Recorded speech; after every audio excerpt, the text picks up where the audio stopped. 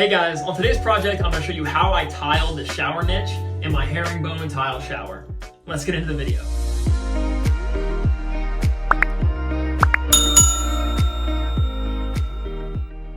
This is episode 5 in my bathroom renovation series, in which I took the half bath you just saw and completely converted it into the full bathroom you're seeing now. So check out my channel if you want to see all the projects that were part of that transformation. So before you can actually tile the shower niche, you got to make sure all your prep work is done. So in my previous video, I installed the Cubby membrane, completed the waterproofing, and actually installed the shower niche.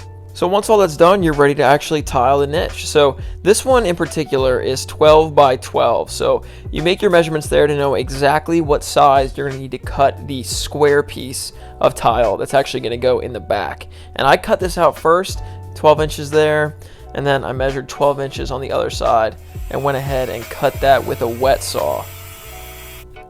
So after making the cut, here I am taking that square tile piece that's 12 inch by 12 inch and making sure that it fits properly in the back of the niche, which it does. Now once that's already installed in the back, I'm taking the depth of the niche so I know how large to make the side and bottom and top segments. So in this case, it's going to need to be about 2.5 inches wide, and we know how tall it needs to be, again, about 12 inches. So here I am taking the individual tiles that I'm going to cut.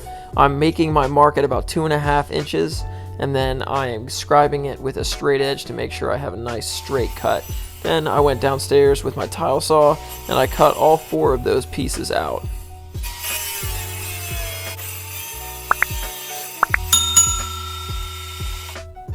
So something to note here is that you're going to have one piece of tile on the bottom and then another one on the top.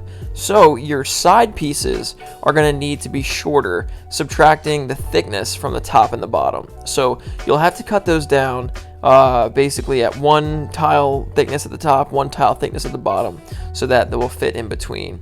Another thing is you might want to cut it at a slight angle so that you can pitch the bottom part of the niche outward to make sure that any water that accumulates in the niche will drain into the shower instead of into the back of the niche.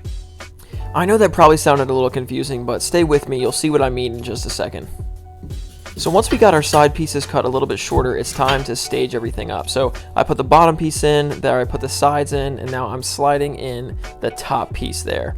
So here's what I meant about cutting out the thicknesses so that the side pieces can support the top piece, and that will sit right on the top there. So once the dry fit looks good, it's time to cut the tile profile. So there's a million different types you can use here, but I went with something called the Schluter Jolly, and you're going to go ahead and stage it so that the profile covers the cuts of the tile completely.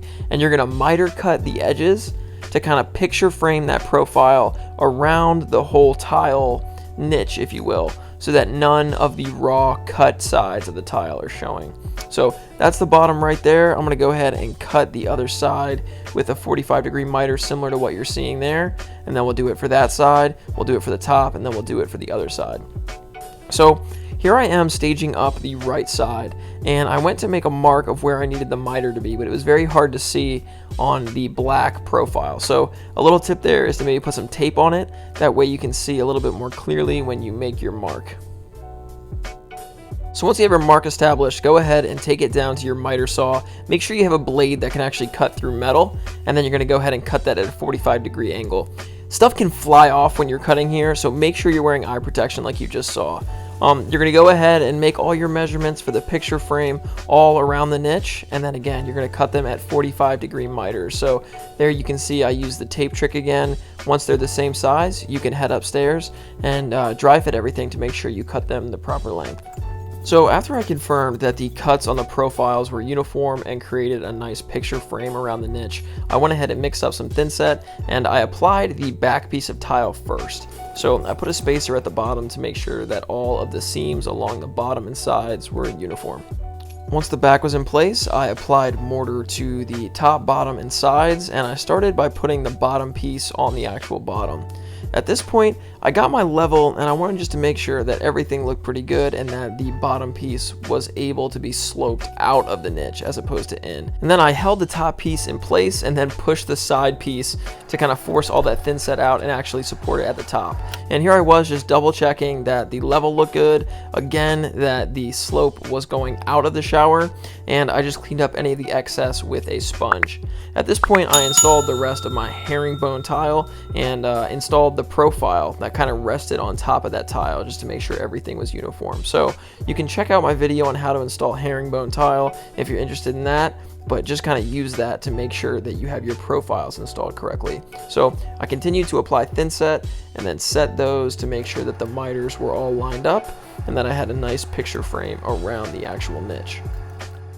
So once I had the tile profile in place and the picture frame and miter cuts were even and congruent, I went ahead and I finished up my herringbone tile installation.